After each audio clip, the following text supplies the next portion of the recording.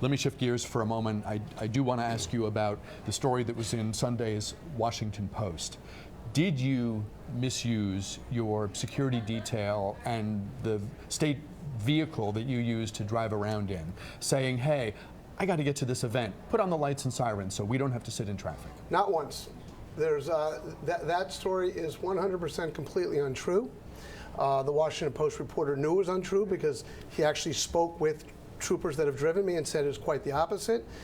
What that story was based on was that one of O'Malley Brown's henchmen, the guy actually works in the governor's mansion. I met him maybe once, never drove in a car with me. So of course the story is untrue. They knew it was untrue. They said I even got a speeding ticket that I didn't pay. Well, there's a public record to show I never got a speeding ticket. So we know that's not true. But what really people can understand is that's what's been going on in this campaign. They're running a campaign about dirty politics, dirty tricks, pulling out some memo that some henchman wrote 2 or 3 years ago and saying, look, Gansler's misusing troopers somehow. And then, of course, all the other media feeds off of it.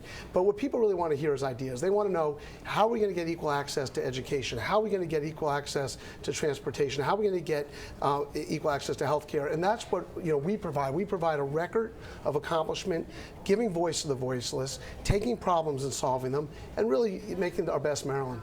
When you say henchman, are you referring to the head of the executive protection detail? Yeah, his office is actually, literally his office is in the governor's mansion. And what this is, people have sort of lost sight. This is a memo that he wrote to cover himself to another police officer that the lieutenant governor said to the Washington Post reporter, go get this memo that we had written and release it. And that's exactly what happened. So we said, look, why don't you talk to the troopers that actually drove me? And of course, I never ordered them to get me a ham sandwich.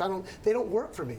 Even if I had, let's say I had for a second, for interesting chuckles, I said, I order you to do this. They don't work for me. They work for the lieutenant governor and the governor, and so they wouldn't do it anyway. So it's a whole silly story. There was a specific incident related in the article where I think you're on Route 97 going from, supposedly you're trying to get from Baltimore to Annapolis on 97, and there's an accident or something, and so everyone's stuck in traffic, and you say, hey, drive on the shoulder, I want to get where I'm going, and among the people you pass as you're on the shoulder is the governor who's sitting in traffic like everyone else. Well, did that story happen? Well, no, in the sense that I wasn't driving, and I didn't order anybody. I didn't say we're late or anything like that. I was actually reading. I heard about it later that happened, but that was actually why the memo then gets written, because for 20 years, state troopers have their own protocol. They use the lights when they think they need the lights. They try and get their protectees from one place to the other safely. And they're wonderful people, and we need to make sure we support our troopers. That's the problem with this story. It actually undermines the troopers, makes them look like they're doing something wrong. They're just doing their job. And these are people that leave their families, put their lives on the line. And so that's what's unfortunate about the story. Nobody really believes I ordered some troopers to do these kinds of things, because it's silly. But anyway, it's unfortunate. Delegate Ivey, are you worried that your constituents and that the voters who will decide this race, who have to sit in traffic when there is traffic, no lights, my little sedan doesn't have lights and sirens, are you worried that this story will resonate with people for whom traffic is a serious and growing everyday concern? Traffic is a real issue, but lies are lies, and I'd like to think that people are grown up enough to be able to see it for what it is. It's just a political argument. It's a way for one side to try to get advantage over another.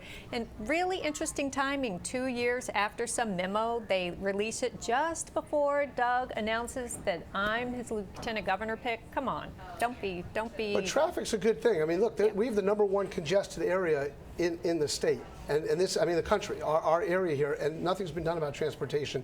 It took 50 years to get the ICC built. It's taken 35 years to get where we are on the Purple Line. We actually need an administration that's going to understand that we have the most congested area in the country. We need to get transportation projects actually built. We need high-speed rail from Baltimore to Washington. We need corridor cities transit. We need the Purple Line. These are projects we actually need to alleviate some of that traffic that we all have to sit in. You worked in television, Delegate Ivey. Are you worried, because you know how we operate, you know how journalists are when they feel there's a story, and certainly this landed on page A1 of the Sunday Washington Post. Are you worried that this will hamper your ability to get out and to be with reporters and to talk about the issues and to have the sort of campaign going forward that any campaign would want to have at this moment when a ticket is being formed and taking its and sort of being out in public for the first time. Do you know how many people I've heard from about this story who are not reporters? Zero. Nobody cares about the story. People are really focused on the jobs, on the economy, on education. People are not paying attention to what the media has decided is the story of the day, and I'll be glad when we're all ready to get back to jobs and the economy and education. Talking with Maryland Attorney General Doug Gansler and his running mate, State Delegate Jolene Ivey. A break here, back though with more News Talk right after this.